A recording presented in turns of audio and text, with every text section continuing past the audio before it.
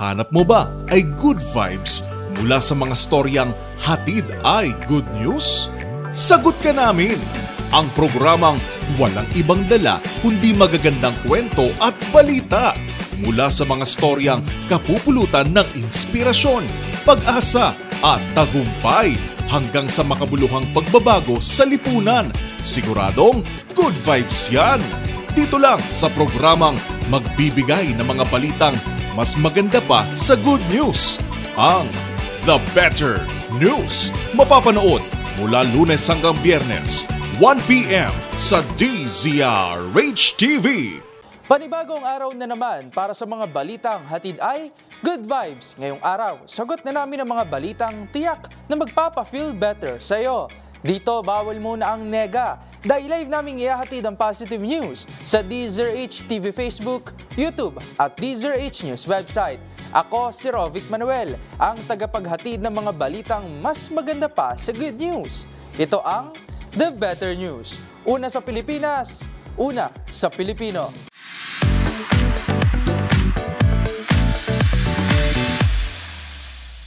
Una sa ating The Better News ngayong araw, kasunod ng tila Cinderella run ni Filipina tennis star Alex Ayala laban sa iba't ibang world champion sa Miami Open, ipinanawagan ni Manila Representative Joel Chua ang pagpapalakas ng sports economy sa bansa.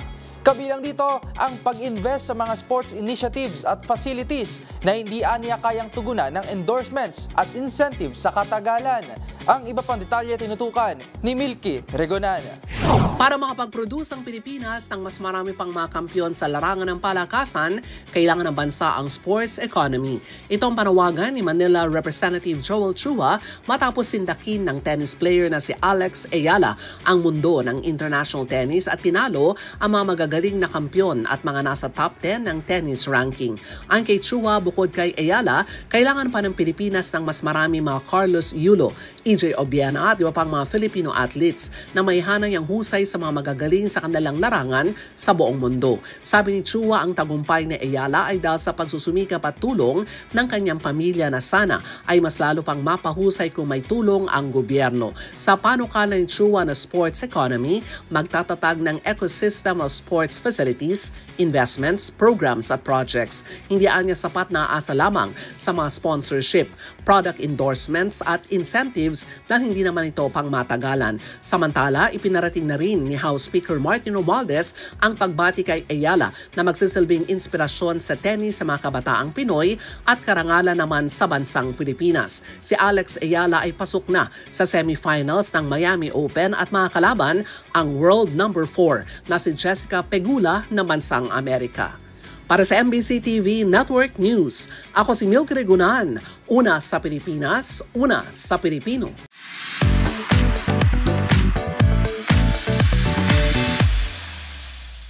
Samantala, napabilang naman sa listahan ng most aesthetic passports in the world ang pasaporte ng Pilipinas.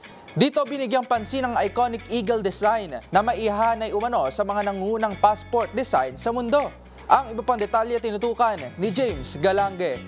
Pasok sa listahan ng most aesthetic passports in the world ang pasaporte ng Pilipinas ayon sa isang Hong Kong-based contemporary culture and lifestyle company na Hypebeast. Sa kanilang Instagram post, binigyang pansin nito ang iconic na disenyo ng Philippine Eagle sa flip cover ng pasaporte. Ayon sa kanila, ang disenyo ay may hahanay sa nangungunang passport design sa mundo na anyay nagtatakda ng mataas na pamantayan pagdating sa disenyo at kalidad. Kabilang rin sa nabigyan ng pagkilala ay ang mga bansang Canada, Hong Kong, Japan, Finland, New Zealand, Hungary at Belgium. Habang nanguna naman sa listahan ang bansang Norway. Samantala, sa kabila ng pagkilala, bumaba naman ang nasungkit itong pwesto sa listahan ng world's most powerful passports ng Handy Passport Index na mula sa 73rd spot noong 2024, bumaba ito sa 75 pwesto. Ito ang kumikilala sa visa-free access na mayroon ng isang passport upang makapaglakbay sa ibang mga bansa. Para sa DZRH TV, ito si James Galange, una sa Pilipinas, una sa Pilipino.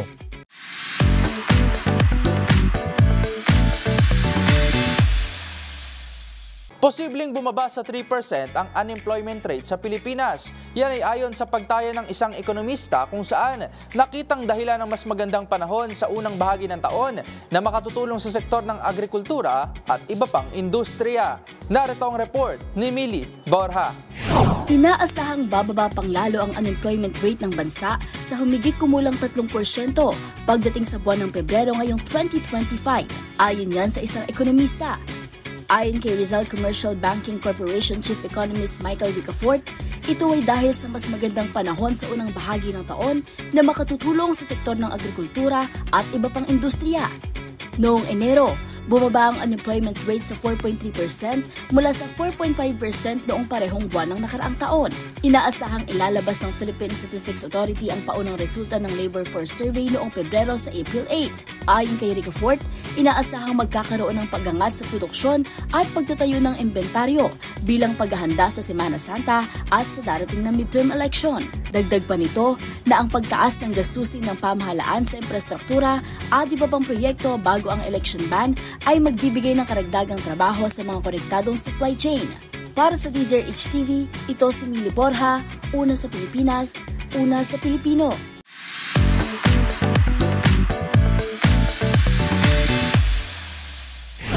Formal na pinasinayaan ng Philippine Amusement and Gaming Corporation o PAGCOR ang ika-49 na Social Civic Center sa Louisiana, Laguna noong Biyernes. Ang 50 million pesos na pasilidad na itinayo sa Barangay San Isidro ay maaari ding magsilbi sa 22 kalapit na barangay ng Louisiana na kilala din bilang Little Baguio of Laguna. Ang dalawang palapag na istruktura ay magsisilbing community hub at evacuation center sa panahon ng emergency. Mayroon itong comfort room sa bawat palapag, multi-purpose open area, dining hall, kusina, first aid room, storage space at breastfeeding room. Inaasahang makikinabang dito ang nasa 2,000 residente ng barangay. Gayon din ang mga residente sa mga kalapit na barangay sa munisipalidad.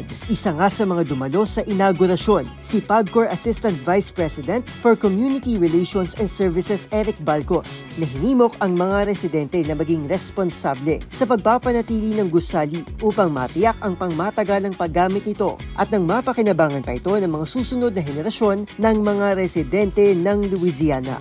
Para sa DZRH TV, ito si Arnold Herrera. Una sa Pilipinas, una sa Pilipino.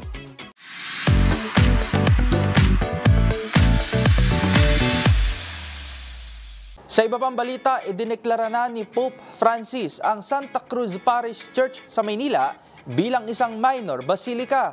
Ang iba pang detalye sa balitang yan, tutukan sa report na ito.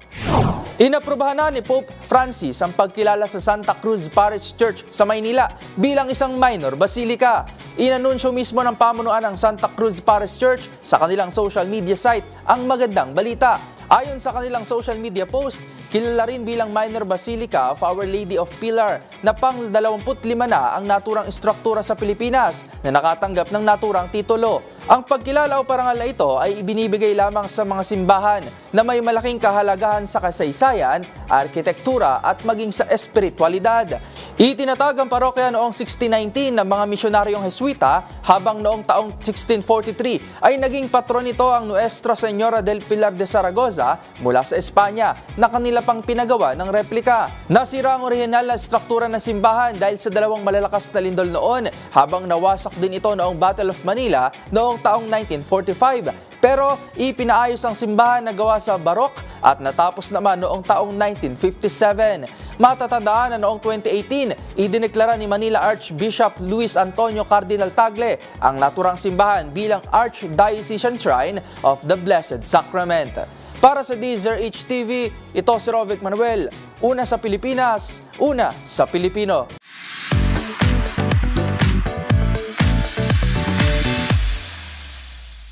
Nakatanggap naman ang dalawang asosasyon ng mga mangingisda sa Concepcion, Iloilo ng aabot sa 4.2 metric tons na seaweed seedlings mula sa Agriculture Department at ng Bureau of Fisheries and Aquatic Resources o BIFAR. Narito ang report ni Dustin Bayog. Upang mapalakas sa produksyon ng seaweed o damong dagat sa Western Visayas, naggaloob ng 4.2 metric tons ng seaweed seedlings ang Department of Agriculture, Bureau of Fisheries and Aquatic Resources o DAB for Region 6 para sa dalawang asosasyon ng mangingisda sa Concepcion, Iloilo. Nakatanggap ng tig 2.1 metric tons ang Tambaliza Fisherfolk Association at ang Talotoan Fisherfolk Association ng Seaweed na Tambalang sa ilalim ng Establishment of Supplemental Seaweed Nurseries Project. Nanggaling ang mga ito mula sa mga local growers upang masiguro ang growth efficiency at survival at hindi na kailangang ibiyahe ng malayo. Ang nasabing proyekto ay layunin din matiyak ang sapat na supply ng mga seaweed at mas mapalakas pa ang produksyon nito sa Western Visayas. Samantala, ayon sa DAB for Region 6, ang 2,100 kilo ng mga buto ng seaweed ay kaya makaproduce ng 4,000 kilo ng seaweed sa loob lamang ng 21 hanggang 30 days. Para sa DZRH TV, ito si Dustin Bayog. Una sa Pilipinas, una sa Pilipino.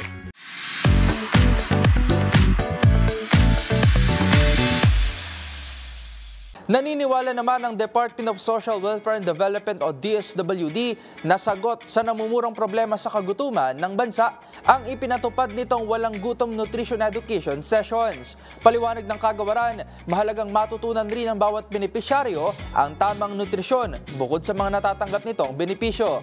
Ang iba pang detalye ihahatid ni James Galange. Naniniwala ang Department of Social Welfare and Development o DSWD na maaaring makatulong sa bawat pamilyang Pilipino ang ipinapatupad itong walang gutom nutrition education session sa namumurong problema ng kagutuman sa bansa. Paliwanag ni DSWD Undersecretary Edu Punay, bukod sa mga benepisyong kanilang natatanggap, mahalaga rin na magkaroon sila ng sapat na kaalaman tungkol sa tamang nutrisyon. Sa ginanap na pagbubukas ng Walang Gutom Program Cook-Off Challenge, tinuruan ng mga benepisyaryo ng ilan sa mga pamamaraan na malikhaing paggamit ng mga sangkap na maaari itong ihain sa kani-kanilang hapagkainan.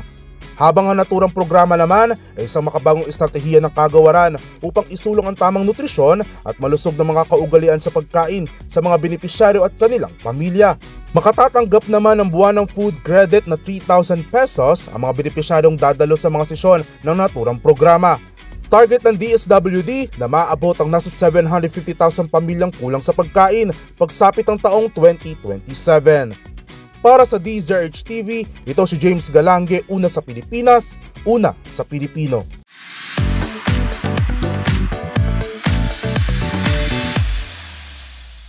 Good news naman tayo pagdating sa sports. Hindi natatapos sa simpleng selebrasyon ang pagdiriwang ng Women's Month dahil mahalaga rin na malaman ng mga kababaihan kung paano nga ba poprotektahan ang kanilang mga sarili sa oras ng panganib. Kaya naman kasama si Millie Borja at Sir Henry, alamin natin ang ilan sa mga mahalagang paraan ng self-defense. Pagdiriwang ng kababaihan. Yan ang diwa ng Women's Month. Maraming paraan para maging mas makabuluhan ang naturang selebrasyon. At isa na nga dyan ang matutong pangalagaan at protektahan ng sarili laban sa kapahamakan. Isa pa rin ang violence against women o VAW sa mga nakikitang malaking problemang kinaharap ng Pilipinas. Ayon sa tala ng 2022 National Demographic and Health Survey o NDHS na isinagawa ng Philippine Statistics Authority, 17.5% ng mga babae na nasa edad 15 hanggang 49 ang nakararanas ng physical, sexual at emotional violence. Bagamat isa itong problemang kailangan ng malaking solusyon at pansin, mayroong ilang paraan upang matulungan ang mga kababaihan na maprotektahan ang kanilang sarili, gaya na lang ng pagkatuto ng self-defense. Sa isang Launch and Learn Women's Self-Defense Workshop na dinaluhan ng mga empleyado ng MBC Media Group bilang bahagi ng selebrasyon ng Women's Month, itinuro ng founder ng Hybrid Yaoyan Mixed Martial Arts Training Center na si Master Henry Kobayashi ang ilang basic self-defense. Okay, ay siya nakapakit sa akin, okay, uuluhin ko muna siya, at ulo ko, baan, buhat, saka sa leeg, tuhod, yan. Pag gira ko ng tuhod, bagsak mo yung paa mo ito patagilid, yung nakaputok yung paa mo, huwag yung dito ha, itutok mo siya para hindi matis yung tuhod ko, then, ikot siya, nilalala ko siya, elbow. Inuwakan niya, tapos doon, titignan niya, kung pakilin niya, buwan, at sa kamay, hayaan, hindi siya. Tapos doon, titignan siya. Pag tumuhod ka nga pala, huwag ka tumuhod na paplatan ng paa mo. Kasi kailangan maduwit mo kung sa target. Kaya pag tumuhod ka, nilabangon ito niya, pag bumaba siya, ito naman tinataas ko. Tapos doon, pwede lang kick ko ng konti para talagang solid na pag biniratan siya. Paa mo na ito, yung buhok ko ito, wala yapan.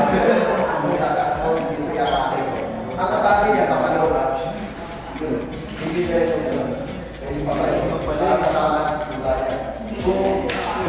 Para kay Master Henry, mahalagang matutuhan ng basic self-defense dahil mahirap umanong hindi matutong protektahan ang sarili, maging ang kapwa. Napakahalaga ng self-defense sa buhay ng tao kasi kung hindi mo mapag-aaralan depensahan yung sarili mo o yung kapwa mo, napakahirap. Kasi ganito yan eh. Sabihin natin, bawat tao mula pagkabata yan, hanggang tumanda, imposible hindi na paawa yan. Okay? Hindi na bully. Okay? Yan. Kaya bawat tao dapat alam nila paano nila ipagtatanggol yung sarili nila. Ngayon, maraming klase ng iba-iba nagkiklaim kasi na ito, self-defense din naman itong ganitong klase ng style ng martial arts, mga ganun-ganon. Pero kung titingnan mo, sabihin natin, stand-up yung tinuturo niya. Okay? Ang self-defense kasi, hiwalay doon sa pang-sports. Magkaiba yun. Kasi sa sports, may rules. May judge dyan, may referee na aawat sa inyo. Sa kalye, walang aawat sa iyo dyan. At yan ang The Better News sa mundo ng sports. Para sa DZRH TV, ito si Millie Borja, una sa Pilipinas, una sa Pilipino.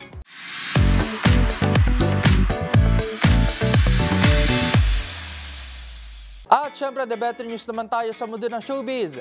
Piolo Pascual, Vice Ganda, parokya ni Edgar at marami pang ibang big stars nagbigay saya sa anniversary celebration ng isang online bingo gaming platform sa bansa.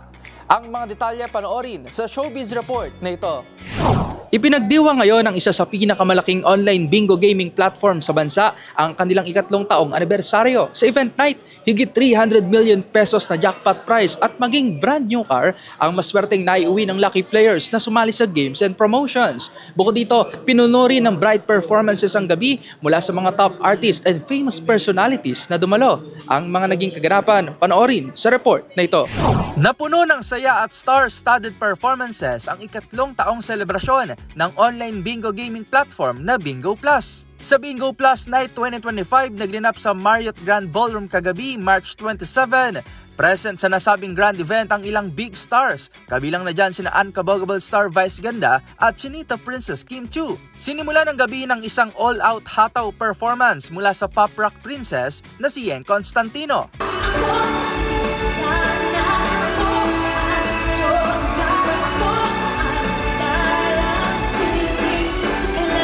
Siyempre, hindi nawala ang pagpapakilig ng nag-iisang Papa P, Piolo Pascual.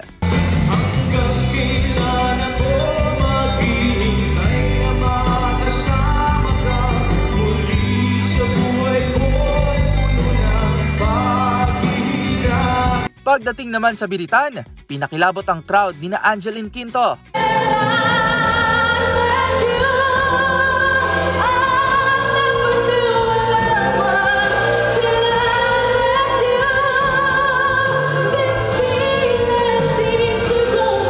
At Zephanie.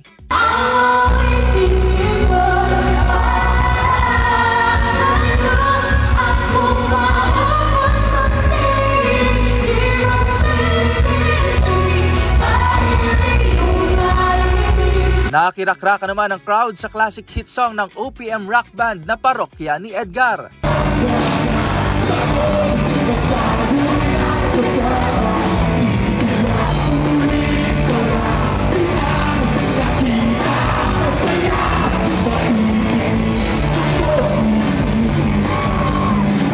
Hindi lang kantahan ang bida sa gabi dahil pagdating sa sayawan, pinainit naman ni ate girl Jackie Gonzaga ang dance floor. Samantala, ibinahagi rin ng ilang mga star ang kwento sa likod ng kanilang outfit sa pagrampa sa red carpet at ang kanilang experience bilang bahagi ng Bingo Plus family. Yes! For tonight, my shimmering outfit is made by Joseph Palma, tapos styled by Aika Villanueva. Nafe-feel ko syempre grateful ako na nandito tayo ngayon, magkakasama tayo lahat ngayong gabi, and excited ako na mag-perform para mapasaya yung mga taong nandito ngayong gabi sa anniversary ng Bingo Plus. Purple carpet talaga? Tinan mo naman ang itsura na ito. Mukha ito yung pinantulog niya kanina, nakalimutin na naman. Kita si Dindin na naka-pants. Lagi naka-shorts yan eh.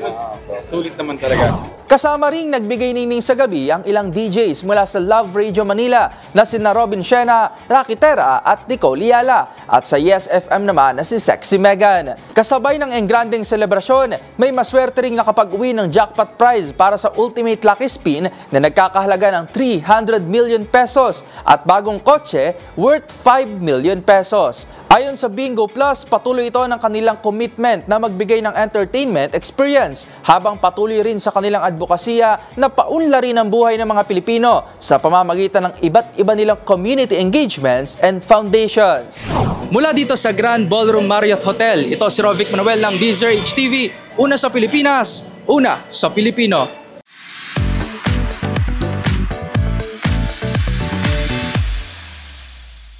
At yun na po mga balitang Pampa Feel Better para sa inyo. Magkita-kita po muli tayo bukas para sa ating panibagong Good Vibe episode. Kaya naman, para sa ating mga live streamers sa website, palagi lamang pong tumutok. At kung may gusto kayong i-share na balitang hatid rin ay good vibes, i-comment nyo na yan sa ating comment section. Tandaan, libre lang ang umiti at maging masaya. Kaya naman, huwag mo na itong ipagkait sa iba. Good vibes lang, ito ang The Better News. Para sa DZRH TV, ito si Rovic Manuel. Una sa Pilipinas, una sa Pilipino.